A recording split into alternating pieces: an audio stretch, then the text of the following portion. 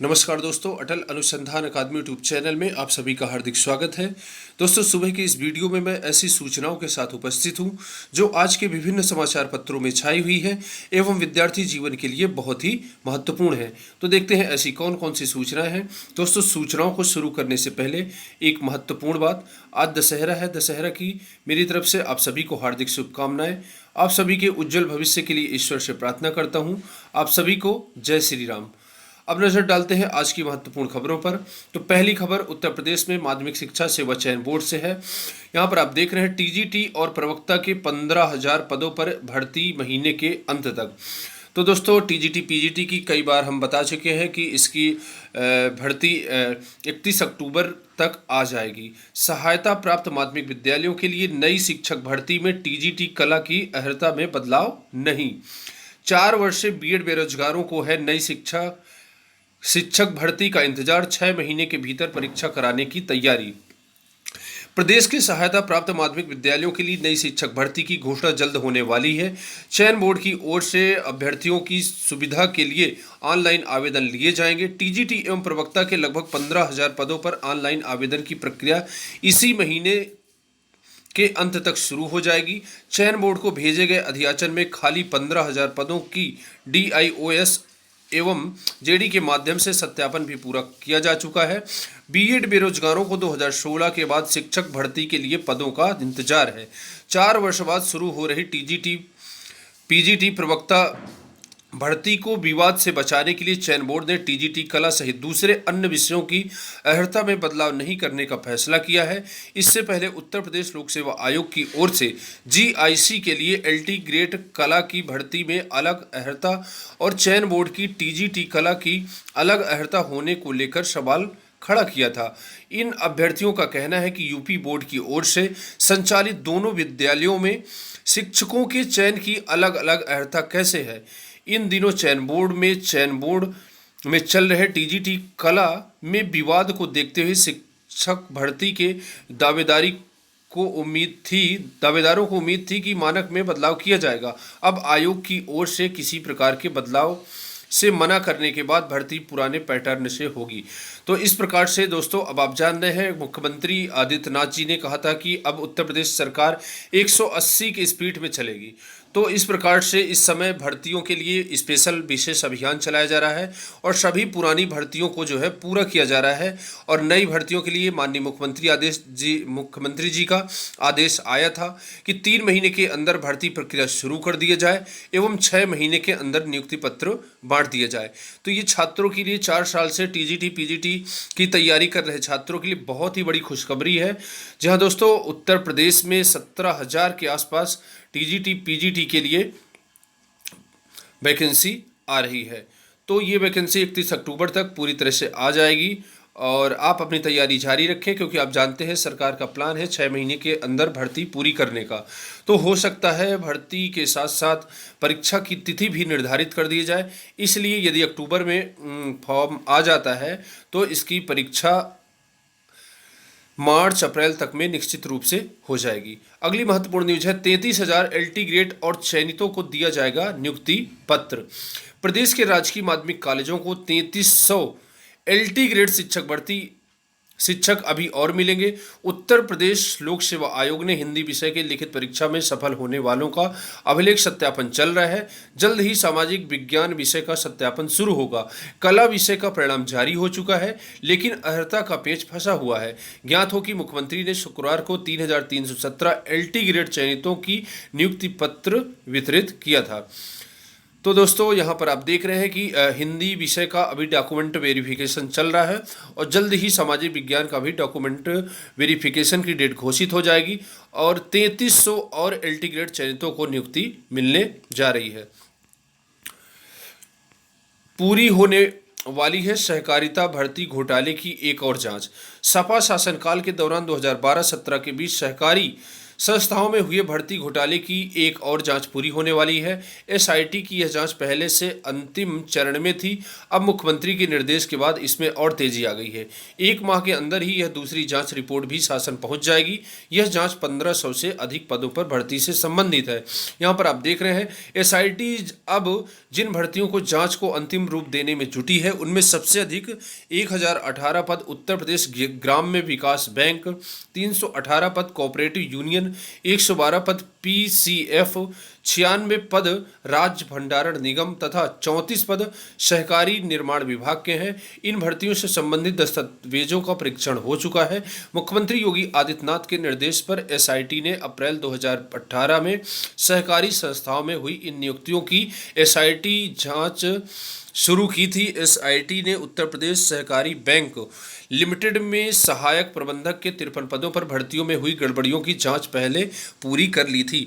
तो दोस्तों यहाँ पर आप देख रहे हैं विभिन्न भर्तियों में जांच की प्रक्रिया चल रही है और ऐसी भर्ती जिनमें जो है भ्रष्टाचार के आरोप लगे थे उन सभी भर्तियों की जांच के लिए एसआईटी गठित की गई थी और मुख्यमंत्री के आदेश के बाद अब इन जांच में और भी तीव्रता आ गई है और जल्द ही सभी जांच पूरी हो जाएगी और भर्ती प्रक्रिया भी जल्द ही से जल्द पूरी हो जाएगी। सभी बेरोजगारों को नौकरी मिल जाएगी।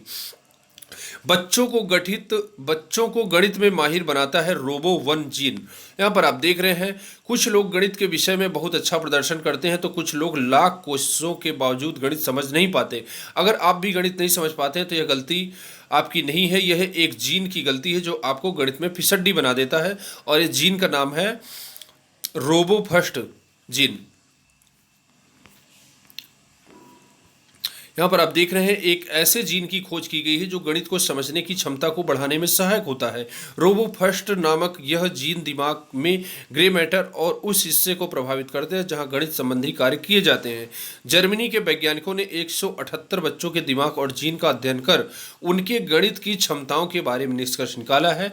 मैक्स प्लैंक इंस्टीट्यूट के शोधकर्ताओं ने पाया कि रोबोफस्ट नामक जीन जो दिमाग में सबसे बाहरी ऊतकों को संचालित करता है, दिमाग के दाएं पेरिएटल कॉर्टेक्स को प्रभावित करता है। दिमाग का यह हिस्सा गणित की क्षमता के लिए जाना जाता है।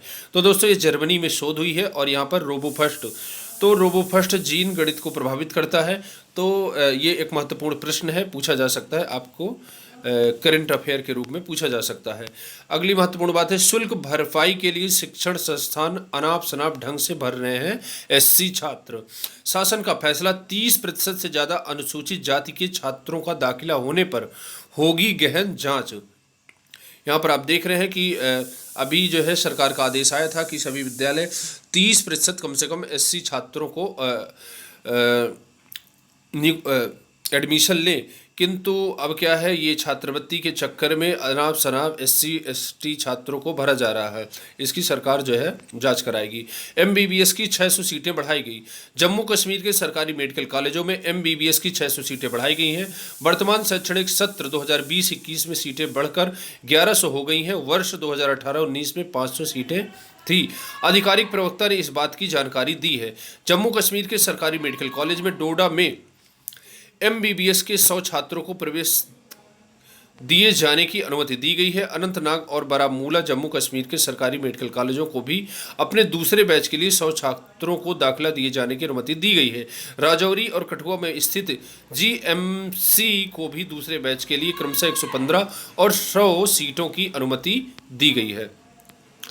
यहाँ पर एक बहुत ही महत्वपूर्ण खबर है उत्तर प्रदेश लोक सेवा आयोग की। 2018 में ये जो स्केलिंग का मामला आया था, यहाँ पर आप देख रहे हैं स्केलिंग पर नहीं मिला जवाब, छात्रों ने निकाला कैंडल मार्च। पीसीएस 2018 में स्केलिंग को लेकर विवाद गहराता जा रहा है। प्रतियोगी छात्रों ने 20 अक्टूबर को उत्तर प्रदेश लोक सेवा आयोग में प्रदर्शन कर आयोग से पूछा था कि पीसीएस 2018 में विज्ञापन के अनुरूप स्केलिंग हुई है या नहीं। जवाब न मिलने से नाराज प्रतियोगी छात्रों ने देर रात डेलीगेसी में कैंडल मार्च निकालकर अपना विरोध प्रदर्शन कराया। छात्रों ने यह मार्च फव्वारा चौहारा चौराहा से वेली चौराहा होते हुए निगम चौराहा तक निकाला। प्रतियोगी छात्रों का कहना है कि इस बार त्योहार पर वे अपने घर नहीं जाएंगे, बल्कि डेलीगेसी में ही रहकर आंदोलन को जारी रखेंगे। उत्तर प्रदेश प्रतियोगी छात्र मंच के बैनर तले जुटे प्रतियोगी छात्र पीसीएस 2018 में पैटर्न में हुए बदलाव से प्रभावित अभ्यर्थियों को 2 अतिरिक्त अवसर दिए जाने की मांग भी की है। तो अब देखते हैं दोस्तों, इस पर छात्रों की मांग मानी जाती है या नहीं मानी जाती, आयोग इस संबंध में क्या सुनवाई करता है। यहाँ पर एक और बहुत ही महत्वपूर्ण न्यूज है, 69,000 शिक्षक भर्ती से संबंधित है। त्रुटि सुधार की अनुमति देने से हाई कोर्ट ने किया इनकार। सुप्रीम कोर्ट के अर्चना चौहान केस नहीं माना नजीर, कोर्ट ने किया मुकदमों का उल्लेख। यहाँ पर आप देख रहे हैं, प्रयागराज हाईकोर्ट ने 69,000 सहायक अध्यापक भर्ती में गलत आवेदन फॉर्म भरने वाले अभ्यर्थियों को त्रुटि सुधारने की अनुमति देने से इनकार कर दिया है। कोर्ट ने कहा कि इस प्रकार की लोक परीक्षाओं में बड़ी संख्या में लोग भाग लेते हैं।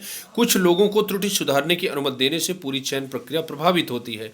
कोर्ट ने सुप्रीम कोर्ट द्वारा अर्चना चौहान केस में दिए गए निर्णय को समान आदेश न मानते हुए कहा है कि सुप्रीम कोर्ट का आदेश याची के मामले में विशेष तथ्यों के आधार पर दिया गया है। इस आदेश को नजीर मानते हुए सभी पर लागू नहीं किया जा सकता। यहाँ पर आप देख रहे हैं, धर्मेंद्र कुमार की याचिका पर न्यायमूर्ति यशवंत वर्मा ने यह आदेश दिया। याची ने अपने तृतीय वर्ष तथा बीटीसी के रोल नंबर में सुधार करने का आदेश देने की मांग की थी। कोर्ट ने हाईकोर्ट द्वारा पूर्व राजेंद्र पटेल बनाम राज्य सरकार, पूजा यादव बनाम राज्य सरकार स्पेशल अपील और आरती वर्मा बनाम राज्य सरकार में दिए गए निर्णयों का हवाला देते हुए कहा कि इन आदेशों से स्पष्ट है कि चयन के इस स्तर पर त्रुटि सुधार की अनुमति देने से पूरी चयन प्रक्रिया प्रभावित होती है। ये तो बात सत्य है। एक व्यक्ति को, यदि एक छात्र को न्याय मिल जाता है, त्रुटि सुधारने का मौका मिल जाता है, तो फिर उसी केस को नज़ीर बना करके अन्य अभ्यर्थी भी त्रुटि सुधार की मांग करने लगते हैं। तो इस प्रकार से दोस्तों, ऐसा अगर सुप्रीम कोर्ट का, हाई कोर्ट का निर्णय है कि वो जो है त्रुटि सुधारने का मौका नहीं देगा, क्योंकि पूरी वैकेंसी, पूरी भर्ती प्रक्रिया प्रभावित होती है। इससे ढेर सारे छात्रों का नुकसान होता है। राष्ट्रीय प्रतिभा खोज परीक्षा को पहली बार ऑनलाइन आवेदन। 13 दिसंबर को प्रदेश के हर जिले में होगी पहले चरण की परीक्षा। राष्ट्रीय प्रतिभा खोज राज्य स्तरीय परीक्षा 2020-21 एवं राष्ट्रीय आय एवं योग्यता आधारित छात्रवृत्ति योजना 2021-22 के लिए आवेदन प्रक्रिया 26 अक्टूबर से शुरू होगी। मनोविज्ञान शाला उत्तर प्रदेश की निदेशक उषा चंद्रा के अनुसार राष्ट्रीय प्रतिभा खोज परीक्षा के लिए पहली बार ऑनलाइन आवेदन लिया जाएगा। परीक्षा 13 दिसंबर 2020 को होगी। परीक्षा के लिए प्रदेश के सभी जिलों में केंद्र बनाया जाएगा। यहाँ पर आप देख रहे हैं, बच्चे एवं अभिभावक परीक्षा एवं ऑनलाइन आवेदन के लिए वेबसाइट पर जानकारी प्राप्त कर सकते हैं। राज्य स्तर पर SCRT की ओर से परीक्षा कराने की जिम्मेदारी सचिव परीक्षा नियामक प्राधिकारी को दी जाती है। इस परीक्षा के लिए जिला मुख्यालय स्थित राजकीय इंटर कॉलेज के प्रधानाचार्य को नोडल अधिकारी बनाया जाता है। तो जो भी छात्र इस पर आवेदन करना चाहते हैं, वो आवेदन 26 अक्टूबर से आवेदन शुरू हो रहे हैं और 13 दिसंबर तक आवेदन कर सकते हैं। इलाहाबाद केंद्रीय विश्वविद्यालय को 10 माह से स्थायी कुलपति का इंतजार। इलाहाबाद विश्वविद्यालय को 10 महीने से स्थायी कुलपति का इंतजार है। इसके लिए सबकी निगाहें मंत्रालय और राष्ट्रपति भवन की तरफ टिकी हैं। फिलहाल कार्यवाहक कुलपति के सहारे व्यवस्था चल रही है। इस कारण इलाहाबाद विश्वविद्यालय की आर्थिक शैक्षणिक व्यवस्था सवालों में है। कई ऐसे जरूरी काम हैं जिसके लिए स्थायी कुलपति चाहिए, पर कुलपति का मसला अधर में है। यहाँ पर आप जान रहे हैं कि प्रोफेसर हांगलू ने कुलपति कुछ आरोपों के कारण कुलपति पद से इस्तीफा दे दिया था और तब से स्थायी कुलपति की नियुक्ति इलाहाबाद विश्वविद्यालय में नहीं हो पाई है। राज्य भंडारण निगम भर्ती में भी धांधली के जुटाए साक्ष्य। सपा शासनकाल में हुए बहुचर्चित कोऑपरेटिव बैंक नियुक्ति घोटाले में मुख्यमंत्री योगी आदित्यनाथ की मंजूरी मिलने के बाद विशेष अनुसंधान दल अब सोमवार को आरोपित अधिकारियों के विरुद्ध FIR दर्ज कर सकती है। इसके साथ ही SIT ने उत्तर प्रदेश राज्य भंडारण निगम व सहकारी संस्थागत सेवा मंडल के जरिए की गई भर्तियों में भी धांधली के कई अहम साक्ष्य जुटाए हैं। तो दोस्तों, ये आप जानते हैं कि उत्तर प्रदेश में सभी जो भी भर्तियों में घोटाले के आरोप लगे थे, सभी की जांच की जा रही है। लेकिन सबसे बड़ी बात यह है कि उत्तर प्रदेश में जांच में टाइम बहुत लगता है। सपा कार्यकाल में की गई भर्तियों की जांच तब से अब तक चल रही है, किंतु पूरी नहीं हो पाई है। ये बहुत ही दुर्भाग्यपूर्ण है। ना तो वैकेंसी पूरी हो पा रही है, ना छात्रों को रोजगार मिल पा रहा है, और न ही जांच प्रक्रिया ही पूरी हो पा रही है। तो माननीय मुख्यमंत्री जी से आग्रह है कि इन जांच तो कराएं, किंतु यदि जांच प्रक्रिया जल्दी कर देते हैं तो छात्र हित में बहुत ही अच्छा रहेगा। प्रदेश में अब तक 22 लाख नए रोजगार का सृजन। अपर मुख्य सूचना नवनीत सहगल ने कहा कि राज्य सरकार मिशन रोजगार पर काम कर रही है। प्रदेश में अब तक 22 लाख नए रोजगार सृजित किए गए हैं। उन्होंने कहा कि प्रधानमंत्री 27 अक्टूबर को प्रदेश के करीब 3 लाख पटरी दुकानदारों को कर्ज बांटेंगे। सरकारी नौकरियों के लिए विशेष अभियान। उन्होंने शनिवार को लोक भवन में पत्रकारों से बातचीत में कहा कि सरकारी नौकरियों में विशेष अभियान चलाया जा रहा है। आयोग के साथ बैठक करके भर्ती प्रक्रिया को तेज किया जा रहा है। पारदर्शिता व नियमानुसार भर्ती हो, इसका पालन कराया जा रहा है। औद्योगिक गतिविधियां तेजी से चल रही हैं। तो दोस्तों, यहाँ पर आप देख रहे हैं कि सरकारी नौकरियों के लिए विशेष अभियान चलाया जा रहा है और भर्ती प्रक्रिया उत्तर प्रदेश में बहुत ही तेजी के साथ चल रही है। ये बात कहीं न कहीं से सत्य भी है। पीएचडी के लिए आवेदन 20 नवंबर तक। पूर्वांचल विश्वविद्यालय ने पीएचडी प्रवेश परीक्षा के लिए आवेदन की तिथि बढ़ा दी है। निदेशक डॉक्टर समर बहादुर सिंह ने बताया कि छात्र हितों को देखते हुए ऑनलाइन आवेदन करने की तिथि 23 अक्टूबर से बढ़ाकर 20 नवंबर तक कर दी गई है। ऐसे अभ्यर्थी जो किसी कारण से पीएचडी में प्रवेश परीक्षा के लिए आवेदन नहीं कर पाए हैं, वह 20 नवंबर तक आवेदन कर सकते हैं। पीएचडी प्रवेश परीक्षा से संबंधित जानकारी विश्वविद्यालय की वेबसाइट अपलोड कर दी गई है। दोस्तों, पूर्वांचल विश्वविद्यालय में पीएचडी के संबंध में एक महत्वपूर्ण बात मैं आपको बताना चाहूँगा कि कुछ दिन पहले माननीय कुलपति महोदय की अध्यक्षता में एक कमेटी का गठन किया गया था, और कमेटी के द्वारा यह निर्णय किया गया था कि ऐसे टीचर जो 1 साल तक शिक्षण सेवाएं दे चुके हैं वो पीएचडी करा सकते हैं, और इसी कारण से फॉर्म भरने की डेट भी बढ़ाई गई है। तो आप सभी लोगों से आग्रह है कि जो लोग पीएचडी करना चाहते हैं, पूर्वांचल विश्वविद्यालय जौनपुर से फॉर्म अप्लाई कर दें, और सीटें भी बढ़ने वाली हैं। अभी तक जो नोटिस आई थी उसमें बहुत सारे विषय ऐसे थे जिन पर जो है पीएचडी करने के लिए सीटें खाली नहीं थी, किंतु अब जो है सीटें बढ़ने की पूरी उम्मीद है। आप फॉर्म भर दीजिए और आपका एडमिशन निश्चित रूप से हो जाएगा। तो दोस्तों, आज के लिए बस इतना ही। मिलते हैं नेक्स्ट वीडियो में। पूरा वीडियो देखने के लिए बहुत बहुत सा धन्यवाद। यदि वीडियो आपको अच्छा लगे हो, वीडियो को लाइक करिए, सब्सक्राइब करिए एवं अधिक से अधिक लोगों के बीच में शेयर करिए। धन्यवाद।